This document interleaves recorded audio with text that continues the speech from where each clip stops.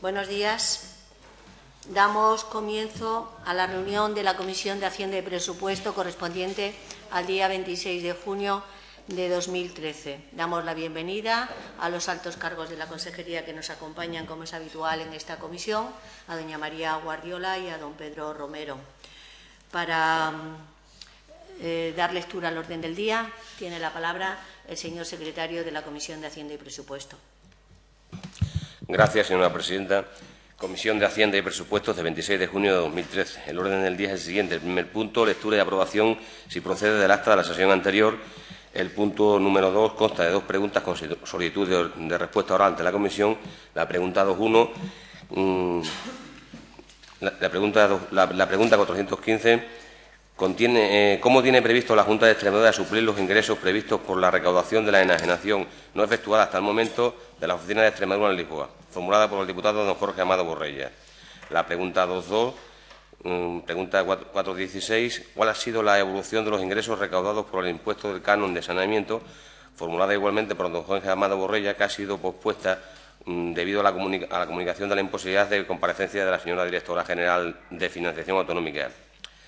El punto número 3, una propuesta de pronunciamiento ante la Comisión, instando al Gobierno de España a llevar a cabo una serie de actuaciones que se concretan destinadas a la lucha contra los paraísos fiscales, el fraude internacional y la evasión fiscal, formulada por el Grupo Parlamentario Socialista, PSOE Regionalista.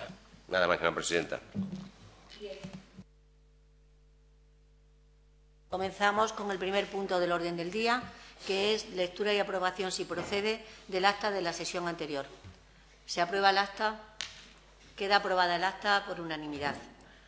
Pasamos al segundo punto del orden del día, que es la pregunta con solicitud de respuesta oral ante comisión, consistente en cómo tiene previsto la Junta de Extremadura suplir los ingresos previos por la recaudación de la enajenación no efectuada hasta el momento de la Oficina de Extremadura en Lisboa, formulada por don Jorge Amado Borrella. Para la formulación de la pregunta tiene la palabra don Jorge Amado Borrella por tiempo máximo de 3 minutos. Muchas gracias, señora presidenta. Buenos días a todos y a todas. Buenos días a doña María y a don Pedro Moreno. Bienvenidos a la Comisión de Hacienda.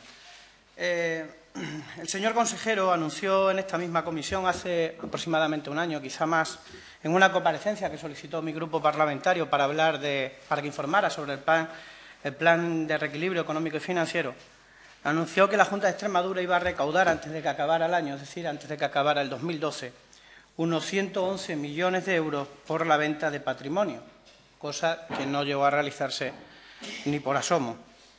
Imagino que usted, señora María Guardiola, lo recordará. Concretamente, además, anunció que se había puesto a la venta el edificio Múltiples de Cáceres, el Tercer Milenio de Mérida y la Oficina de Lisboa. Concretamente, el tema que nos trae aquí, que es la Oficina de Lisboa, el Consejo de Gobierno aprobó en junio, si no estoy equivocado, del 2012, sacar al mercado este inmueble por un precio de salida de subasta de 2,5 millones, 2,5 millones, con el objetivo, bueno, pues es conseguir más ingresos para las arcas públicas. Este procedimiento fue declarado desierto 2 meses después por falta de licitadores. En febrero de este mismo año se publica en el DOE una segunda subasta pública para la enajenación de dicho inmueble con una rebaja del 15% sobre el precio de salida, es decir, de los 2,5 millones pasaron a ser unos 2.173.000 euros aproximadamente. Esta segunda subasta también quedó desierta por falta de licitadores. Nos gustaría saber, señora secretaria general, cómo está el procedimiento en este preciso momento, si es usted tan amable. ¿Cuál es la intención de la Junta de Extremadura después de que las dos subastas hayan fracasado? Si ha sacado o se plantea volver a sacar la Oficina de Lisboa a la venta. Si van a disminuir de nuevo el precio de venta de salida. ¿Y cómo piensan sustituir, y esto es lo importante y sobre todo lo que nos traen aquí, esos ingresos previstos por la venta de patrimonio que no terminan de llegar? También, y sé que no viene en la comparecencia y no está en su obligación, ni mucho menos responderla, pero si nos pudiera adelantar también algo sobre cómo va la venta del Tercer Milenio y de los Múltiples de Cáceres, pues también estaría bien y sería muy amable por su parte que nos dijera algo al respecto. Nada más y muchas gracias.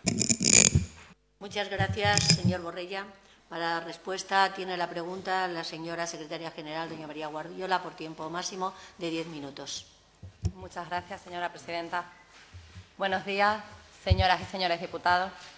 El inmueble en cuestión es la sede donde se ubicaba la oficina de Extremadura en Lisboa. Está situado en Avenida Don Vasco de Gama, número 10. Es una zona donde se encuentran numerosas embajadas de diferentes países. Este edificio era propiedad de la empresa pública Atraxa y fue adquirido mediante escritura pública en Lisboa el 18 de noviembre de 2008 por un importe de 2.300.000 euros aproximadamente. El Gobierno de Extremadura, al objeto de optimizar y rentabilizar su patrimonio, estima conveniente trasladar esta oficina de Extremadura a la embajada sin que esto suponga un menoscabo de las funciones y las competencias que tiene asignadas la delegación de Extremadura en la capital portuguesa. Por tanto, continuamos intensificando relaciones con Portugal, que además de compartir 430 kilómetros de frontera con nuestra región, pues es el principal socio económico de la misma. Continuamos favoreciendo la imagen y la visibilidad de la región, mejorando el conocimiento mutuo y propiciando intercambios y oportunidades, con un ahorro importante en los gastos de mantenimiento de dicho edificio y con la posibilidad, además, de recibir el correspondiente ingreso por su enajenación. La primera subasta celebrada con este inmueble, como bien ha dicho, se convocó el 14 de junio de 2012 y fue declarada desierta mediante anuncio del 6 de agosto de 2012, siendo el precio de licitación de 2,5 millones, que es el equivalente al valor de tasación del inmueble. Se adopta como valor de tasación el valor de adquisición en 2008, incrementado por el valor de las obras de mejora que se han realizado durante estos 4 años y actualizado con el valor del IPC. El precio de licitación de la segunda subasta también fue declarada desierta mediante anuncio del 19 de abril de 2013, fue 2.173.000 euros aproximadamente, como consecuencia de la aplicación de una rebaja del 15% en aplicación de lo dispuesto en el artículo 101 del Decreto 70/2010, por el que se aprueba el Reglamento General de Procedimientos en materia de patrimonio de la Comunidad Autónoma de Extremadura.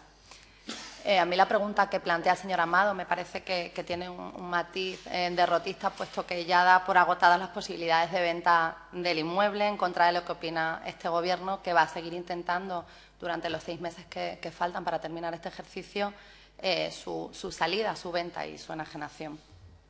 Y además me gustaría recordar y que no se nos olvidase que estamos hablando de un ingreso o un no ingreso de 2 millones de euros, que supondría en el peor de los casos una inejecución de un 0,0004%.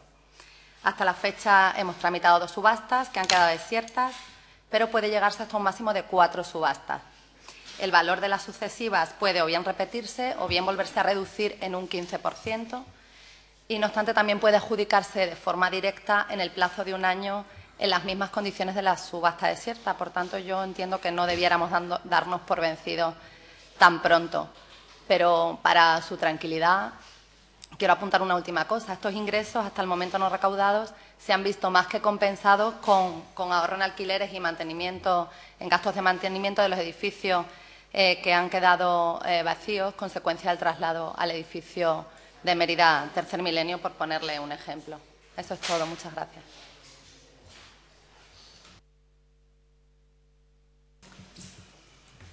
Para el turno de réplica tiene la palabra don Jorge Amado Borrello por tiempo máximo de 5 minutos.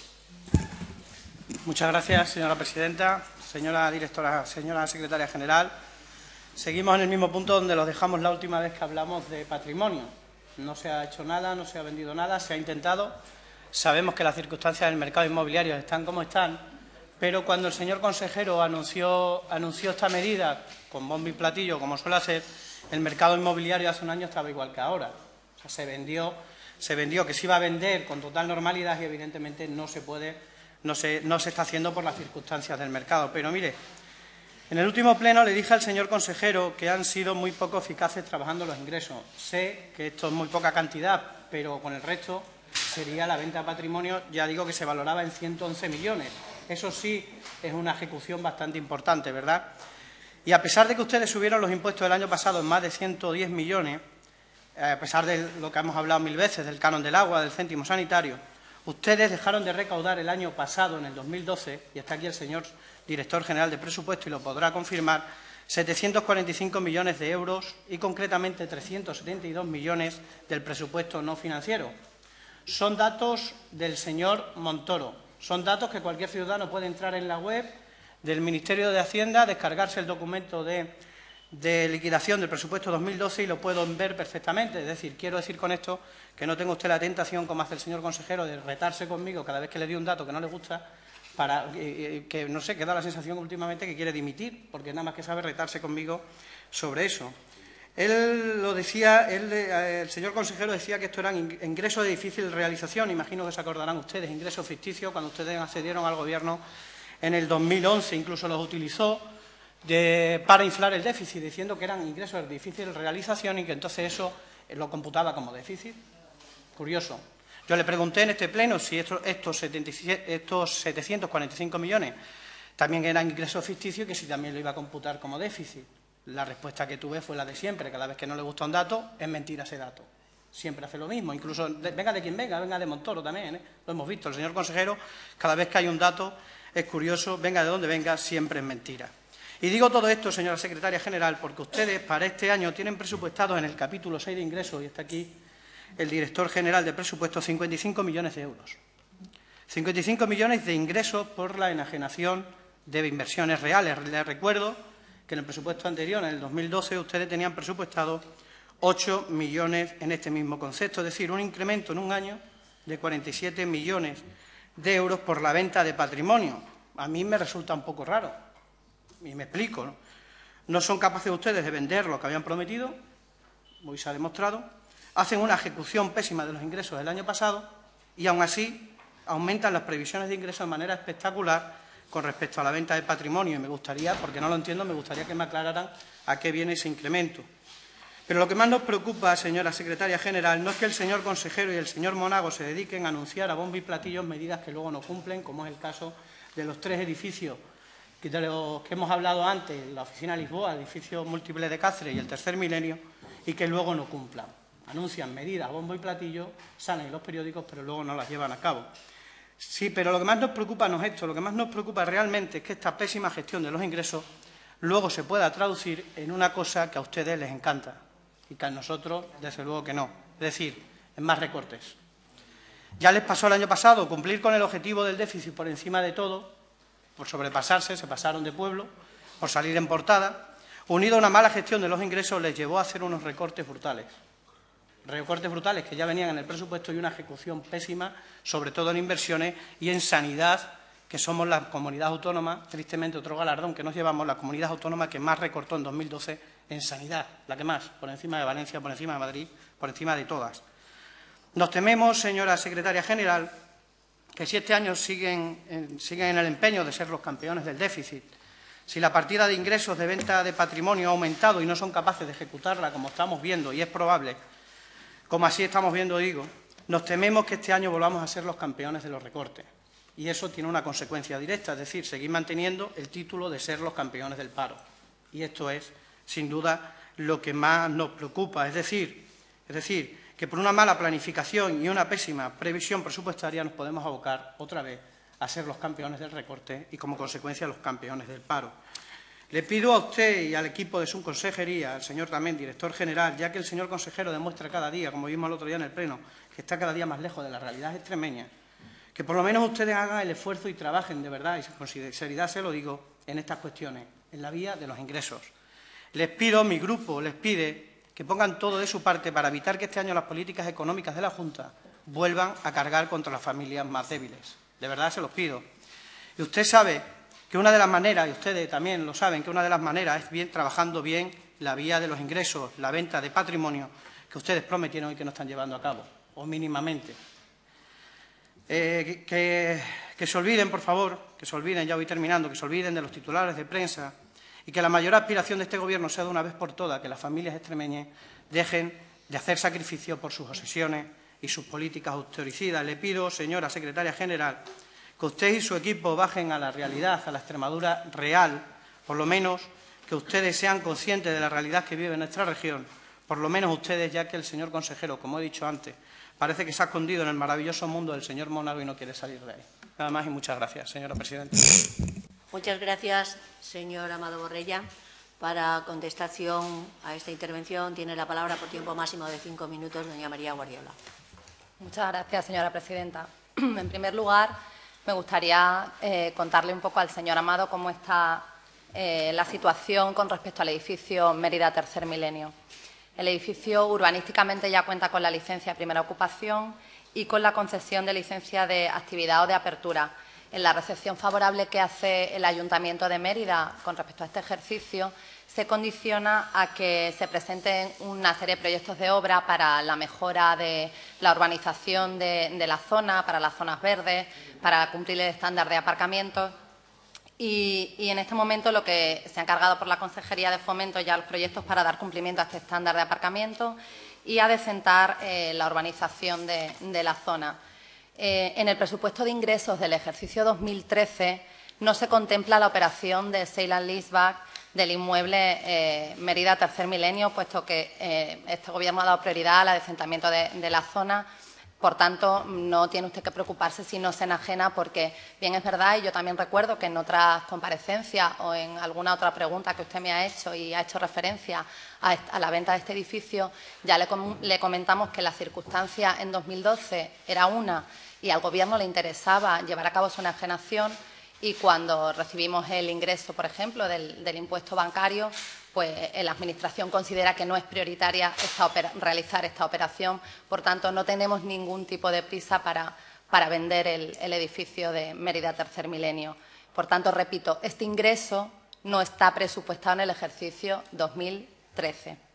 En cuanto al presupuesto del que usted me habla, que está consignado de 50 millones o 55 millones en la partida de enajenación de inversiones reales, hace referencia a una parte de ese importe a la venta de viviendas sociales. Como bien saben también, hay inquilinos de 9.000 viviendas públicas que tendrán mayores ventajas para financiar la compra de esos inmuebles gracias a un convenio que se ha firmado entre la Consejería de Fomento y 4 entidades financieras, que son el Banco Santander, Caja 3, Liberbank y Banca Puello, con el que el Gobierno extremeño lo que busca es establecer un marco de financiación adecuado a la capacidad de pago de los inquilinos de estas viviendas. De modo que estas 4 entidades bancarias se han comprometido a ofrecer como producto diferente su política de financiación el préstamo que necesiten los inquilinos, adecuándolo y ajustándolo a la cuota que vienen pagando actualmente de alquiler. Y además, bueno, pues le adelanto que estamos trabajando y estudiando la posibilidad con algunas de estas entidades financieras de que la Administración y el Gobierno avale a estos posibles compradores. Luego nosotros seguimos pensando que vamos a ejecutar ese presupuesto de ingresos que tenemos consignado para 2013. Me llama mucho la atención que usted me hable de medidas que no cumplimos y de pésima ejecución de ingresos, cuando solo hay que mirar al ejercicio inmediatamente anterior, el ejercicio 2012, para comprobar que todos los compromisos adquiridos se han cumplido, todos. Hemos cumplido con creces el objetivo de estabilidad presupuestaria. No hemos acudido al Fondo de Liquidez Autonómico, al famoso FLA. La aplicación de las medidas de austeridad ha supuesto una reducción con respecto al año 2012 del gasto no financiero de más de 500 millones. Los indicadores de endeudamiento son unos de los mejores del conjunto autonómico, reafirmando la solvencia de nuestra comunidad. También me llama la atención que le preocupe la no recaudación de 2 millones, que es la pregunta que usted me realiza y por la que yo vengo hoy aquí, y no le preocupó la no recaudación de 170 millones de deuda histórica que ustedes consignaron en 2011, 170 millones, a sabiendas de que ni siquiera estaban consignados en los presupuestos generales del Estado y que nunca los iban a recibir. Y no es que los consignaran, es que además de consignarlos, los gastaron y provocaron el desaguisado en las cuentas públicas del 2011 que produjo que tuviéramos un déficit del 4,59%. Pues mire, yo le digo que este Gobierno va a volver a cumplir con el objetivo que se marque de estabilidad presupuestaria, sea el 0,7 con el que está elaborado el presupuesto o sea el 1,2, que es el que se está barajando por el Estado, se venda o no se venda el edificio de Lisboa. Muchas gracias. Concluido la sustanciación de la pregunta, pueden seguir acompañándonos o pueden abandonar la sala si así lo desean. Pasamos a al siguiente punto del orden del día, que es la propuesta de pronunciamiento ante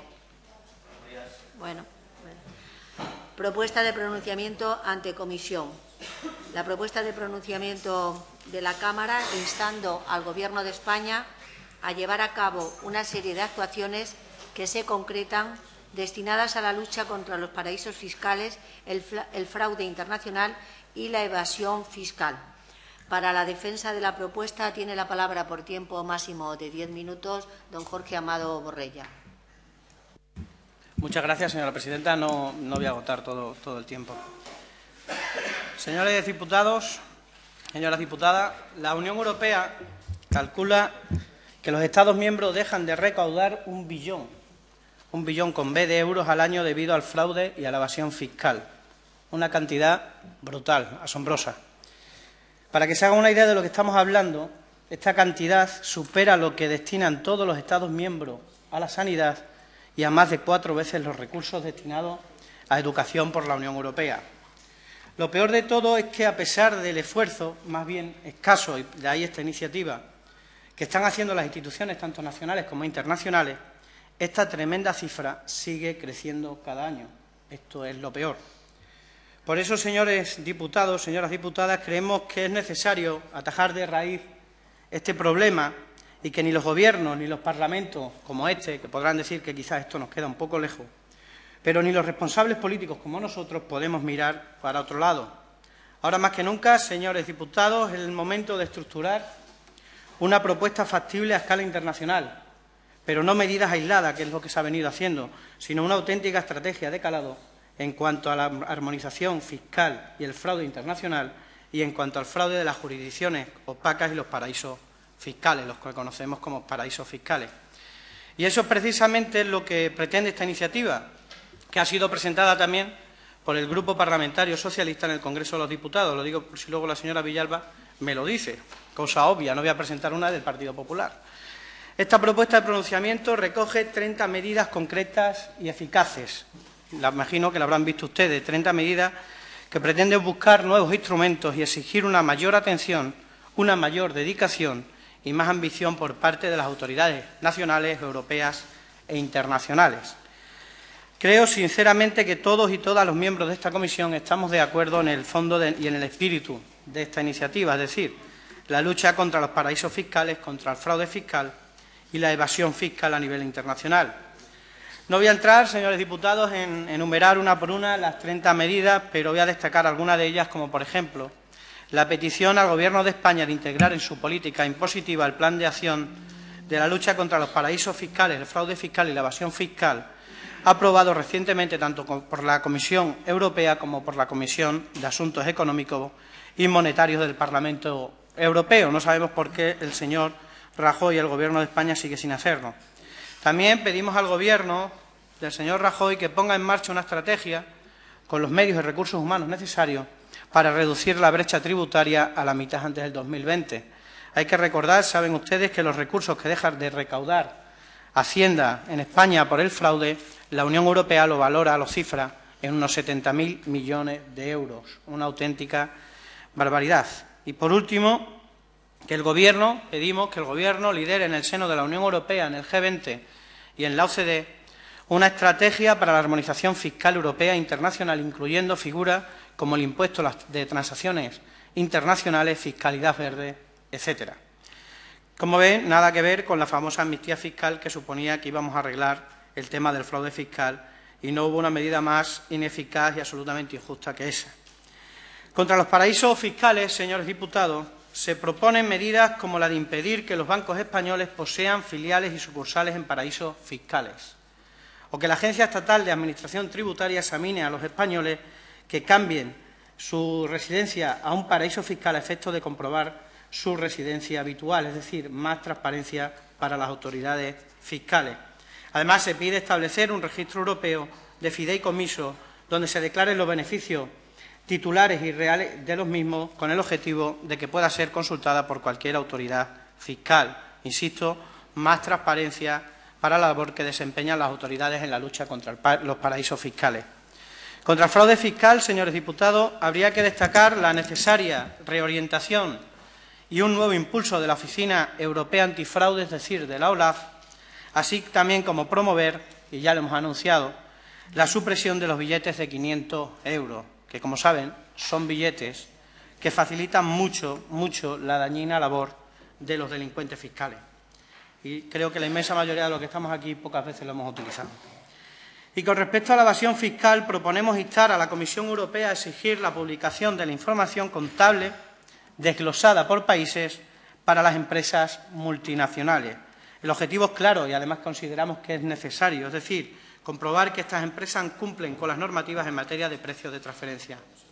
También vemos necesario que se cambien las normas sobre las operaciones vinculadas y las relativas a la localización de operaciones en el impuesto de sociedades, además de incluir en nuestra legislación una cláusula antiabuso para evitar la planificación fiscal agresiva con el objetivo de acabar con los vacíos gracias a los cuales se aprovechan muchas de las empresas multinacionales. Y, por último, revisar en profundidad la Directiva Europea, y esto es importante, sobre sociedades matrices y filiales. Señoras y señores diputados, solo son, como he dicho, algunas de las 30 medidas que recoge esta iniciativa, pero, como ven, son medidas ambiciosas, concretas y absolutamente factibles. Estarán conmigo que ahora más que nunca es preciso dotarnos de mecanismos y de acciones nacionales, pero también de coordinación europea e internacional, porque cuanto más nos pongamos de acuerdo, y si somos hoy capaces, mejor, más capacidad de lucha tendremos contra esta triste lacra que supone el fraude fiscal y la evasión fiscal. Nada más y muchas gracias, señora presidenta. Muchas gracias, señor Amado Borrella. Pasamos al turno de fijación de posiciones por los grupos parlamentarios de menor a mayor y empieza don Pedro Escobar por el Grupo Parlamentario Izquierda Unida Verde Sies por tiempo máximo de 5 minutos. Con 2 minutos va a ser suficiente. Que no puedo estar más de acuerdo con la descripción que ha hecho el señor Amado Borrella de los mecanismos que hay para evadir las responsabilidades fiscales de muchas empresas que encuentran acomodo en otros territorios, los que llamamos paraísos fiscales, y, por supuesto, cualquier medida que se tome para limitarlo, para reducirlo y, ojalá, para erradicarlo, pues se pudiera llevar adelante. Sabemos que no es un ámbito de nuestra competencia, pero podemos instar a quien sí lo tiene para que lleve adelante todas esas medidas. Así que vamos a votar a favor de la propuesta de pronunciamiento, nada más.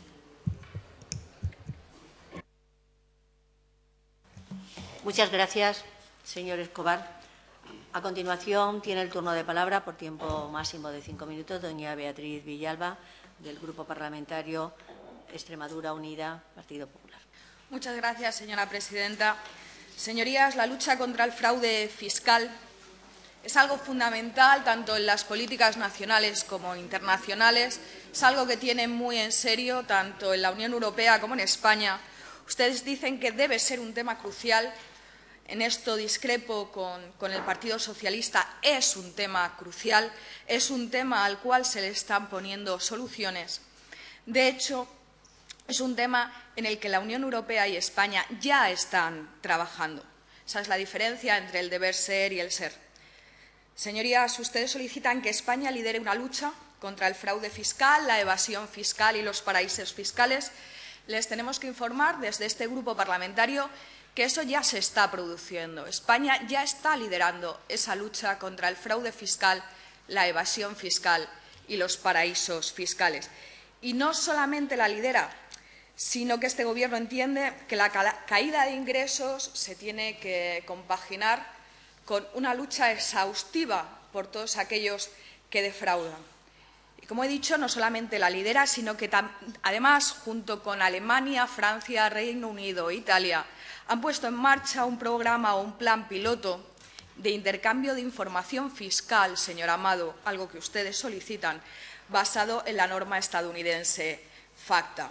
La propuesta que traen hoy aquí es una propuesta oportunista, no solamente, como bien ha dicho usted, porque también se ha presentado en el Congreso de los Diputados, que en eso no me voy a meter, sino porque en su gran medida copia 2 resoluciones de la Unión Europea y 2 acuerdos de la Unión Europea.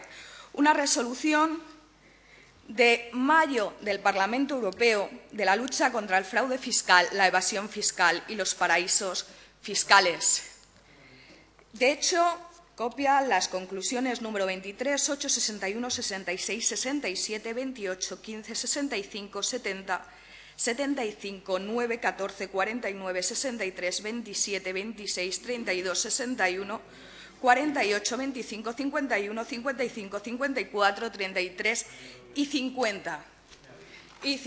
Señorías, es un trabajo, por tanto, incompleto. Es un trabajo incompleto que, como ya hemos tildado, es de un oportunismo político bestial, porque no reflejan la totalidad de la resolución, sino solamente una parte, cuando toda la resolución es importante, señor Amado. Es por ello por lo que este grupo parlamentario, para poder votar a favor, y como son medidas que ya se están realizando, les presentamos una enmienda transaccional de sustitución. Estas son las resoluciones de la Unión Europea y las distintas conclusiones del Parlamento Europeo sobre fraude fiscal, evasión fiscal y paraísos fiscales. El Partido Popular, tanto de Extremadura como a nivel nacional, está en contra del fraude fiscal, está en contra de la evasión fiscal, está en contra de los distintos paraísos fiscales. Por eso se está actuando ya desde el Gobierno de la Nación. Por eso se ponen los distintos medios y por eso se acatan las distintas resoluciones de la Unión Europea. Yo le intercambio, en vez de 30 propuestas como realice usted, yo le doy 73. Entendemos que ese trabajo es mucho más completo, mucho más exhaustivo, puesto que ha sido realizado por una comisión de expertos del Parlamento Europeo. Así que estamos deseando votar a favor de su iniciativa, siempre y cuando admitan nuestra enmienda transaccional. Nada más y muchas gracias. ¿Acepta la transaccional? No, no aceptamos la transaccional. Bien.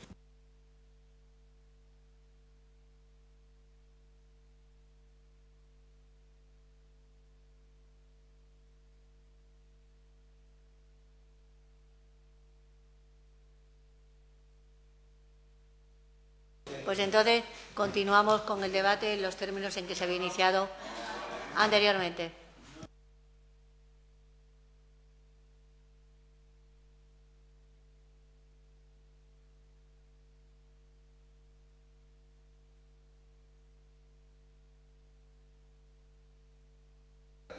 Concluida. ¿Lo acepta el PSOE? Así que sí.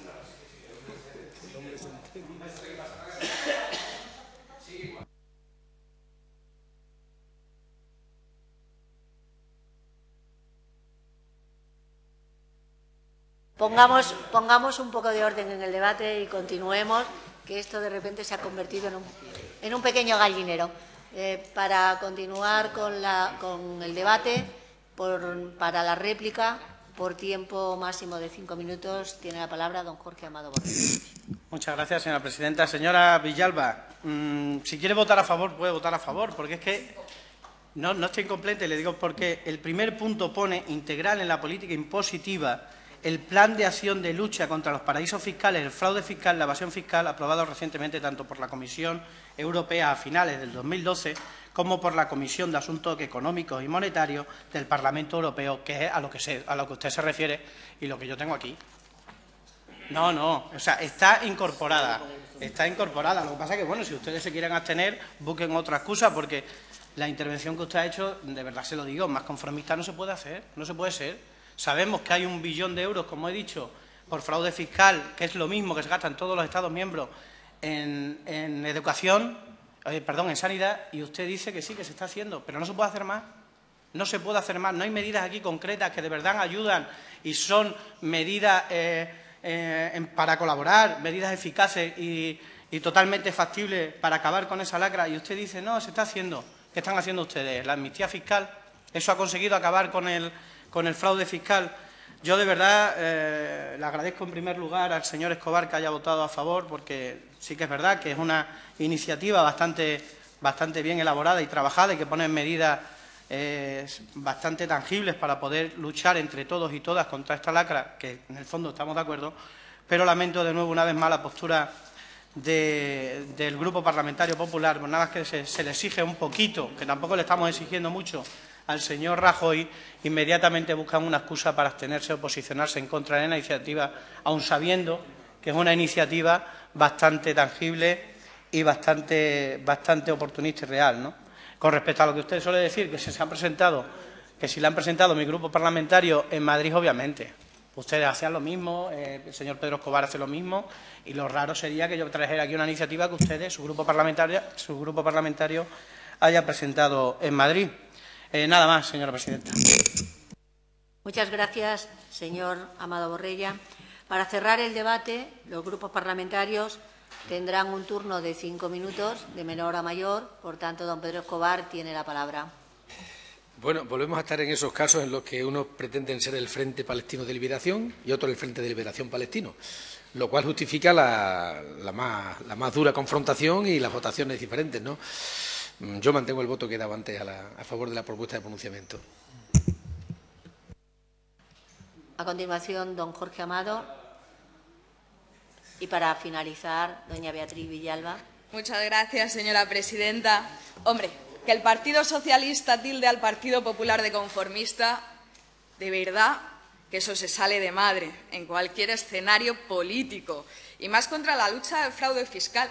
Mire, señoría, usted ha hecho referencia a la reforma que se hizo el año pasado sobre la lucha del fraude emprendida por el Gobierno de España. Yo le recuerdo lo que quería hacer el Gobierno del señor Zapatero, que era que simplemente saliera el dinero sucio para invertir en deuda pública y después que se volviera a esconder y que no aflorara ese dinero y que no se volviera a poner en circulación. Señoría, la reforma que realizó el Gobierno de España el año pasado no solamente facilitaba que aflorase ese dinero, sino que se volvía a poner en circulación.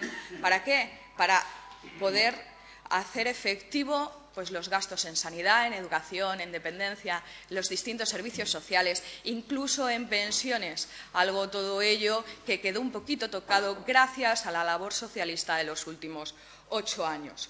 Señoría, como ya les he dicho, su iniciativa parlamentaria, su propuesta de pronunciamiento es incompleta. Y si van a copiar algo, por lo menos cópienlo bien, porque no solamente es la resolución del Parlamento Europeo de principios de mayo, sino también las conclusiones del Consejo Europeo de 23 de mayo. En todo eso se establecen medidas contra el fraude fiscal, la evasión fiscal y los paraísos fiscales. Y todas esas medidas de esas dos iniciativas, tanto de la resolución como de las conclusiones, vienen reflejadas en la transaccional que ustedes han rechazado. Una transaccional mucho más completa, mucho más eficaz y mucho más real, señor Amado, real, no oportunista, no oportunista. Nos estamos dando cuenta, o por lo menos esta humilde diputada se está dando cuenta, de la demagogia en relación a fraude fiscal que realiza el Partido Socialista, porque cuando se pide algo mucho más completo, una lucha contra el IVA mucho más completa, que los paraísos fiscales no solamente se definan, sino también que se establezcan en una lista, que no se le establezca una serie de favoritismos, algo que en su iniciativa no venía, ustedes lo rechazan. Esas empresas que se van a los paraísos fiscales y después contratan con los distintos gobiernos de la Unión Europea para que no sean contratadas como una especie de castigo, ustedes lo rechazan. Es decir, en realidad no quieren darse cuenta que ya el Gobierno de España está haciendo las distintas acciones necesarias, oportunas y también aquellas que les dice la Unión Europea y el Parlamento Europeo para que sea efectivo ese fraude fiscal, esa evasión fiscal y esa lucha contra los paraísos fiscales. Y no solamente eso, señor Amado, sino que se coordinen los distintos gobiernos. Algo que, como ya le he dicho y usted no se ha querido dar cuenta, ya se está haciendo. Ya se está haciendo con el intercambio de información fiscal en el plan pionero entre Alemania, España, Francia, Reino Unido e Italia. Algo que ustedes no quieren aceptar porque les hubiera gustado que el Gobierno del señor Zapatero ya lo hubiera emprendido en tiempos. Nada más y muchas gracias. Muchas gracias, señora Villalba. Concluido el debate, pasamos a la votación de la propuesta de impulso. ¿Votos a favor de la propuesta? 7. ¿Votos en contra? 6. Queda aprobada, por tanto, la propuesta de impulso. Concluido el orden del día, damos por finalizada la sesión.